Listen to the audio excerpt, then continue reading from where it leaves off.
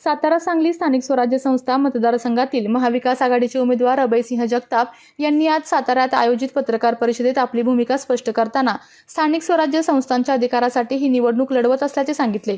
जगताप म्हणाले की पूर्वी जिल्हा परिषद ही ग्रामीण विकासाची प्रमुख यंत्रणा होती। जिल्हा परिषद सदस्यांना विकास कामांबाबत मोठे अधिकार होते, मात्र सध्या अनेक निर्णय मंत्री किंवा पालकमंत्र्यांच्या पातळीवर घेतले जात असल्याने स्थानिक लोकप्रतिनिधींचे अधिकार कमी झाले आहेत। नगरसेवक आणि इतर निवडून आलेल्या प्रतिनिधींनाही त्यांच्या भागाचा विकास करण्यासाठी आवश्यक स्वातंत्र्य आणि अधिकार मिळत नसल्याची खंत त्यांनी व्यक्त केली। लोकप्रतिनिधी मोठ्या मेहनतीने निवडून येतात, त्यांना त्यांच्या मतदारसंघाचा विकास करण्याचा अधिकार आणि सन्मान मिळणे आवश्यक आहे। त्या स्वाभिमानाच्या लढाईसाठी मी निवडणुकीच्या रिंगणात उतरलो आहे, असे जगताप यांनी सांगितले। सातारा आणि सांगली जिल्ह्यांना सुसंस्कृत राजकारणाचा वारसा लाभला असून या परिसरातील राजकीय वातावरण दूषित करण्याचा प्रयत्न करणाऱ्या प्रवृत्तींच्या विरोधात हा लढा असल्याचेही त्यांनी नमूद केले। संभाव्य फोडाफोडीच्या राजकारणाबाबत विचारले असता आमच्या बाजूचे कार्यकर्ते आणि पदाधिकारी पक्षनिष्ठ आहेत, त्यामुळे आम्हाला कोणतीही भीती नाही। उलट सत्ताधारी पक्षामध्येच अशा प्रकारच्या घडामोडी होण्याची शक्यता अधिक आहे, असा देखील दावा त्यांनी व्यक्त केला। जिल्हा परिषद अध्यक्ष निवडीवेळी झालेल्या राजकीय घडामोडींचा उल्लेख करत त्यांनी त्यावेळी ज्यांच्यावर अन्याय झाला ते आपल्याला पाठिंबा देतील असा विश्वास व्यक्त केला। मात्र केवळ त्याच मतांवर अवलंबून न राहता विविध घटकांशी संपर्क साधून व्यापक पाठिंबा मिळवण्याचा प्रयत्न सुरू असल्याचे देखील त्यांनी स्पष्ट केले। शिवसेनेच्या भूमिकेबाबत बोलताना महायुतीतील घटक पक्षांची अधिकृत भूमिका एकसमान राहील असा विश्वास व्यक्त करत वैयक्तिक नाराजी असली तरी युतीतील पक्ष वेगळी भूमिका घेतील असे वाटत नसल्याचे जगताप यांनी सांगितले। स्थानिक स्वराज्य संस्थांच्या अधिकाराचा प्रश्न, लोकप्रतिनिधींचा स्वाभिमान आणि सुसंस्कृत राजकारण या मुद्द्यावर ही निवडणूक लढवणार असल्याचे जगताप यांनी पत्रकार परिषदेत स्पष्ट केले।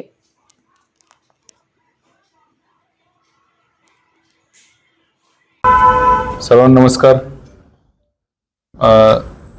विधान परिषदेचे निवडणूक लागलेली आहे आणि सांगली सातारा स्थानिक स्वराज्य संस्था मतदारसंघातून महाविकास आघाडीतर्फे मी अधिकृत उमेदवार म्हणून या ठिकाणी निवडणूक लढवत आहे आणि आदरणीय शरदचंद्रजी पवार साहेब, तसेच आमचे प्रदेशाध्यक्ष शशिकांतजी शिंदे साहेब आणि ज्येष्ठ नेते जयंत पाटील साहेब, त्याचबरोबर पक्षातील इतर सर्व ज्येष्ठ नेते यांनी माझ्यावर जो विश्वास दाखवलेला आहे या मतदारसंघामध्ये निवडणूक लढवण्यासंदर्भात तो सार्थ ठरवण्याची जबाबदारी माझ्यावर आहे आणि त्या दृष्टीने मी मतदारसंघामध्ये दौरे सुरू केलेले आहेत।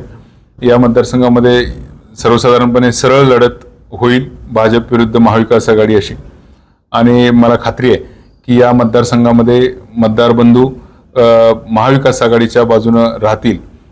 या मतदारसंघामध्ये 895 मतदान आहे आणि सांगली आणि सातारा हे दोन जिल्हे आहेत आणि या दोन्ही जिल्ह्याची परिस्थिती सध्याची जर बघितली तर आज जे सत्ताधारी नगरसेवक आहेत किंवा जे युतीतले नगरसेवक असतील किंवा जे विरोधातले नगरसेवक आहेत, या सर्वांना काही अडचणींना सामोरं जावं लागतं।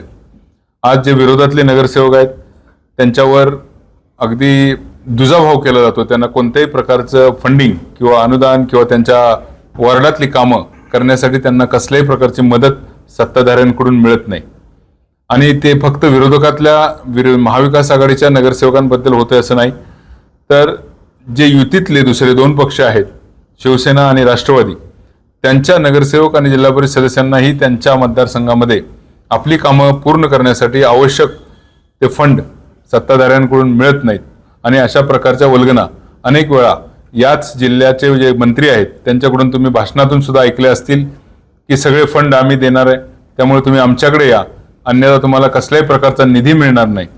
तर अशा पद्धतीची गोष्टी या नगरसेवक आणि जिल्हा परिषद सदस्यांना भोगाव्या लागत आहेत आणि नगरसेवक असू द्या, जिल्हा परिषद सदस्य असू द्या, आज एक व्यक्ती 15 ते 30 हजार लोकांचं प्रतिनिधित्व करत असतो आणि इतक्या मोठ्या संख्येने लोकांचं प्रतिनिधित्व करत असताना त्यांची कामं प्रामुख्याने करणं ह्या त्या नगरसेवकाचं, जिल्हा परिषद सदस्याचं काम असतं, परंतु निधी अभावी आणि वरच्या सत्तेतल्या पक्षामधल्या लोकांच्या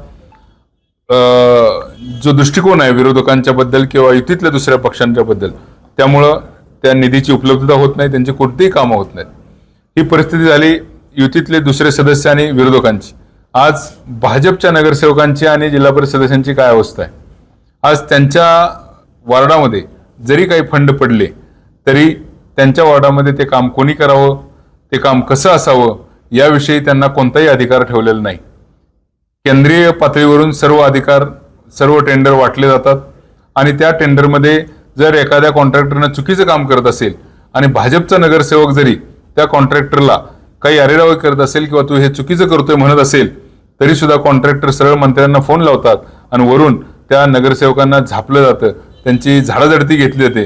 त्यामुळे स्वतःच्या वॉर्डातली जी कामं आहेत त्या कामं सुद्धा चांगली व्हावीत म्हणून भाजपचे नगरसेवक सुद्धा आपल्या तिथल्या स्थानिक कॉन्ट्रॅक्टरला सांगू शकत नाहीत. अशी परिस्थिती आहे. एकंदरीत जे वातावरण या ठिकाणी चालू आहे सातारा आणि सांगलीमध्ये विशेषतः ते वातावरण ठराविक भाजपच्या मंत्र्यांमुळं दूषित झालेलं आहे. खरं तर ही भाजप विरुद्धची लढाई म्हणण्यापेक्षा भाजपचं नाव बदनाम करणारे जे मंत्री या ठिकाणी सातारा सांगलीमध्ये काम करतात त्या मंत्र्यांच्या विरोधात ही लढाई आहे. त्यांनी खऱ्या अर्थानं मागच्या अनेक दिवसांपासून भाजपचं पक्षाचं नावही खराब केलंय आणि देवेंद्र फडणवीस साहेबांचं नाव सुद्धा या मंत्र्यांमुळे खराब झालेलं आहे. आणि खऱ्या अर्थानं ही लढाई ही आमची त्या प्रवृत्ती विरोधात आहे आणि त्यामुळं आम्हाला विश्वास आहे की या सातारा आणि सांगलीमध्ये निवडून आलेले जे लोकप्रतिनिधी आहेत त्यांनाही अशा या प्रवृत्तीचा ॲक्च्युली खूप त्रास होतो आणि त्यामुळं हे लोक सुद्धा माझ्या पाठीशी खंबीरपणे उभं राहतील आणि भाजपचे असू द्या किंवा महाविकास आघाडीचे असू द्या किंवा इतर त्यांच्या मित्रपक्षांचे नगरसेवक असू द्या सर्वच लोक या ठराविक मंत्र्यांना त्रासलेले आहेत आणि ते सगळे लोक माझ्या पाठीशी उभे राहतील ठामपणे असा मला पूर्ण विश्वास वाटतो. त्यामुळे येणाऱ्या निवडणुकीत विजय हा नक्कीच महाविकास आघाडीचा उमेदवार म्हणून माझा होईल यात मला शंका नाही. आणि त्यासाठी महाविकास आघाडीतले तिन्ही सदस्य काँग्रेस, शिवसेना, उबाटा आणि राष्ट्रवादी काँग्रेस पार्टी शरदचंद्रजी पवार या तिन्ही पक्षांचे नेत्यांची संपूर्ण फळी माझ्यासाठी या ठिकाणी मैदानात उतरलेली आहे आणि त्यांच्या सर्वांच्या आशीर्वादानं त्यांच्या सर्वांच्या साथीनं आम्ही हा विजय सुखकर करू असा मला पूर्ण विश्वास आहे. तसा प्रयत्न माझ्या बाबतीत काही झाला नाही. कदाचित त्यांना माहीत असेल की मी हा अर्ज काढून घेणार नाही त्यामुळे असा काही प्रयत्न माझ्यावर करण्यात आला नाही. पृथ्वीराज बाबांची मदत नक्की होईल आणि काँग्रेसच्या सर्वच नेत्यांची मदत मला होईल. पण बाबा आत्ता सध्या मतदारसंघात नाहीत परंतु मी लवकरच त्यांना संपर्क साधून बाबांना या मतदारसंघात येण्याची विनंती करणार आहे. त्यांचाही आशीर्वाद असण्याची गरज आहे. महायुतीकडे बहुमत असताना आपल्याला हे आव्हान वाटतं का ही निवडणूक? प्रत्येक निवडणूक एक आव्हानच असतं त्यामुळं कोणतीच निवडणूक मी हलक्यात घेत नाही. ही निवडणूक सुद्धा आव्हानात्मक असली तरी मला खात्री आहे की जी परिस्थिती आज महाराष्ट्रात देशात चालू आहे त्या परिस्थितीचा जरा विचार केला तर नक्कीच मला या ठिकाणी एक सक्षम विरोधक जर या परिसरातून एखादा पाहिजे असेल तर लोक माझा विचार करतील आणि मला विधान परिषदेत पाठवतील. निवडणुकीमध्ये पाटील आहेत त्यांचं दोनदा तुम्ही बोलला ते नाव कुठे त्यांच्याबद्दल नाराज आहे? नाही, अजिबात नाही. बाळासाहेब पाटलांनीच खऱ्या अर्थानं माझं नाव सुचवलं होतं. साताराचे जिल्हाध्यक्ष बाळासाहेब पाटील यांचा मला प्रचंड पाठिंबा असतो. त्यांनीच माझं नाव सुचवलं होतं. इनफॅक्ट माझा अर्ज भरण्यासाठी जे नगरसेवकांनी सूचक म्हणून सह्या केल्या त्या सर्व सूचक हे बाळासाहेब पाटील यांनीच दिले होते. त्यामुळं बाळासाहेब पाटलांचा मोठा यामध्ये माझ्या लढाईमध्ये हातभार असणार आहे.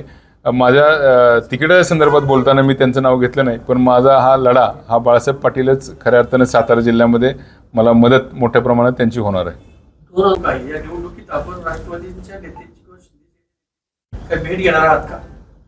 मग जे मतदार आहेत किंवा जे नेते आहेत विविध पक्षांचे त्या सगळ्यांची भेट घेणं हे उमेदवार म्हणून माझं कर्तव्य असतं. मी सगळ्यांची भेट घेणार आहे. सगळ्यांना मत देण्यासंदर्भात आवाहन करणार आहे. धैर्यशील कदम भाजपचे उमेदवार आहेत पण त्यांना उभा करणारे जे नेते आहेत या ठिकाणचे ते खऱ्या अर्थानं त्यांनी या जिल्ह्यातलं वातावरण दूषित केलेलं आहे. हा यशवंतराव चव्हाण साहेबांचा जिल्हा, हा वसंतदादा पाटलांचा जिल्हा, सुसंस्कृत राजकारण, सांगली आणि सातारा हा खऱ्या अर्थानं एक सुसंस्कृत राजकारणाचा वारसा असलेला जिल्हा आहे आणि या जिल्ह्यामध्ये राजकीय वातावरण गढूळ आणि दूषित करण्याचं काम ज्या प्रवृत्तींनी केले त्यांच्या विरोधात हा लढा आहे. धैर्यशील कदम जरी उमेदवार असले तरी त्यांना पाठिंबा देणारे, पाठबळ देणारे ज्या प्रवृत्ती या जिल्ह्यातल्या आहेत त्यांच्या विरोधातला हा खरा लढा आहे. दादा तुम्ही शरद पवार साहेबांचं नाव घेतलं जास्त होती तरी सुद्धा शेखर गोरेचा पराभव ज्या प्रवृत्तीने केलेला आहे त्यामध्ये राष्ट्रवादी आहे आणि भाजप. आता ते काय अर्धे भाजपमध्ये आहे, अर्धे काही राष्ट्रवादीत आहेत. तर गद्दारीची तुम्हाला भीती वाटते का? आता त्यावेळचे काही लोक ऑलरेडी आत्ताच्या मेजॉरिटी पक्षामध्ये भाजपमध्ये आहेत, त्यामुळे गद्दारी झाले तर त्यांच्या बाजूनच होईल असं मला वाटतं. आपल्याकडून तशी भीती असण्याचं कारण नाही. आपल्याकडे जे लोक आहेत ते कट्टर पक्षाला मानणारे, विचारधारेला मानणारे लोक आहेत. आपल्याकडं त्यावेळी राष्ट्रवादीकडे मेजॉरिटी होती, आज त्यांच्याकडे संख्याबळ थोडं जास्त आहे. त्यामुळे जी भीती असायची ती त्यांना असेल, आम्हाला भीती असण्याचं काही कारण नाही. जिल्हा परिषदेच्या संघर्षामध्ये झालेला जो काय वाद आहे, त्याचा किती फायदा होईल? म्हणजे विरोधातले जे काय माहितीतले घटक आहेत ते तुम्हाला किती मदत करतील, काय वाटतं? जिल्हा परिषदेमध्ये जे काही झालं ते संपूर्ण महाराष्ट्राने पाहिलं आणि कोणालाही ते आवडलं नाही. त्यामुळे जिल्हा परिषदेच्या अध्यक्ष निवडीमध्ये ज्यांच्यावर अन्याय झाला ते नक्कीच माझ्यावर राहतील असं मला वाटतं. परंतु ते युतीतले पक्ष आहेत, ते नक्की काय करणार हे त्यांचे वरिष्ठ, त्यांचे जे कोणी असतील ते ठरवतील. त्यांचे पक्षाची भूमिका काय असेल त्याप्रमाणे ते वागतील. परंतु फक्त त्यावरच अवलंबून राहून मला ही निवडणूक लढवता येणार नाही. मला माझ्या पद्धतीनं अनेक अपक्षही आहेत, अनेक लोक आहेत, अनेक वेगवेगळ्या आघाड्यांच्या मार्फत निवडून आलेले लोक आहेत. अशा अनेक लोकांना घेऊन ही मला निवडणूक लढवावी लागणार आहे. पूर्णपणे मी युतीतल्या पक्षांवर अवलंबून नाही. जिल्ह्यातली शिवसेनेची भूमिका स्पष्ट झाली. शिवसेना युतीतला पक्ष असल्यामुळं त्यांची भूमिका जी युतीची असेल तीच असणार आहे, अधिकृत भूमिका. वैयक्तिक कुणाला जर त्रास झाला असेल या भाजपमधल्या ठराविक लोकांचा तर ते त्याविषयी वेगळा निर्णय घेऊ शकतील. परंतु मला वाटत नाही की युतीतल्या कुठल्या पक्षाची वेगळी भूमिका भाजपपेक्षा असेल असं मला तरी वाटत नाही. आपल्या मार्गात किती आणि कशा पद्धतीने तुम्ही त्यांच्यापर्यंत पोहोचला?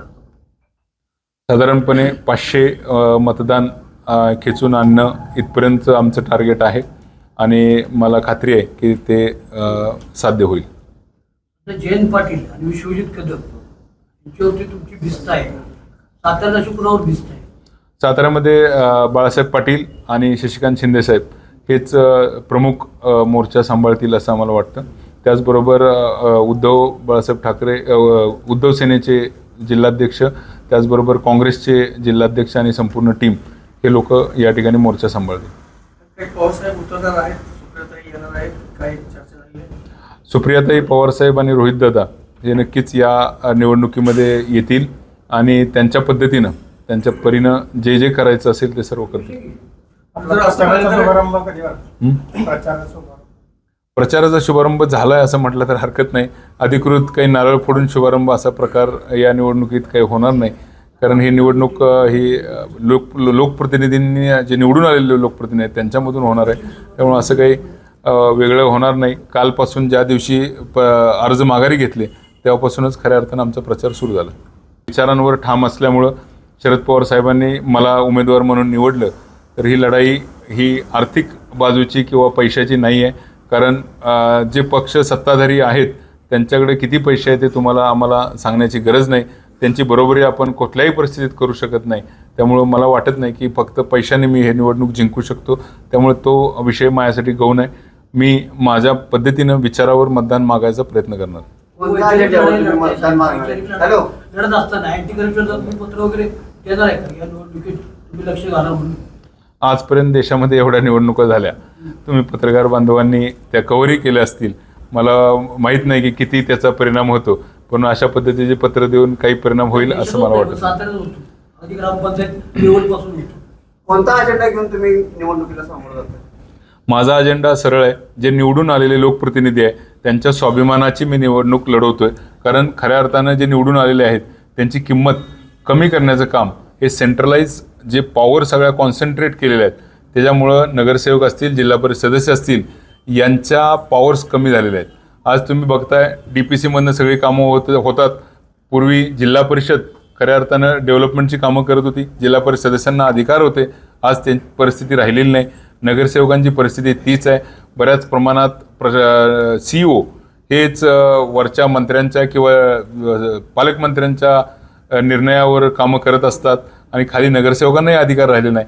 खऱ्या अर्थानं निवडून आलेला लोकप्रतिनिधी खूप कष्टातून, मेहनतीतून निवडून आलेला असतो आणि त्याला त्याच्या भागाचा विकास करण्याचा अधिकार असतो आणि त्याला एक प्रकारे स्वाभिमान किंवा एक किंमत देणं गरजेचं असतं. ती किंमत आज या ठिकाणी दिली जात नाही आणि ती मिळवून देण्यासाठी ही नगरसेवक असतील, जिल्हा परिषद सदस्य असतील, त्यांच्या स्वाभिमानाची लढाई म्हणून मी या ठिकाणी लढवतो. दुसरी राष्ट्रवादी तुमच्या पाठीशी आहे का? दुसरी राष्ट्रवादी युतीमध्ये आहे, त्यामुळे माया पाटीलशी असण्याचा संबंध येत नाही. जिल्हा परिषदेच्या सत्ता नाट्यामध्ये शिंदे सेनेचं सदस्य दुखावले गेले होते ते काय तुमच्याबरोबर आहेत किंवा काय असं तो त्याची चर्चा झाली? राईट. जिल्हा युतीमधले जे पक्ष आहेत ते पक्ष म्हणून माझ्या पाठीशी नक्कीच नसणार आहेत, परंतु वैयक्तिक कुणाचा जर हेवादेवा काही असेल आणि त्यांना जर त्या युतीचे विचार पटत नसतील तर ते कदाचित मला सपोर्ट करू शकतील, परंतु पक्ष म्हणून शिंदे सेना असेल किंवा राष्ट्रवादी काँग्रेस पार्टी अजितदादा पवार यांचा पक्ष असेल, हा पक्ष युतीबरोबर राहील असं मला वाटतं. तुम्ही म्हणताय की आपल्या तालुक्यातील जिल्ह्यातील बातम्या सर्वप्रथम पाहण्यासाठी आजच सातारा न्यूजला यूट्यूब चॅनलवर सबस्क्राईब करा, लाईक करा, शेअर करा आणि बेल आयकॉन प्रेस करायला विसरू नका.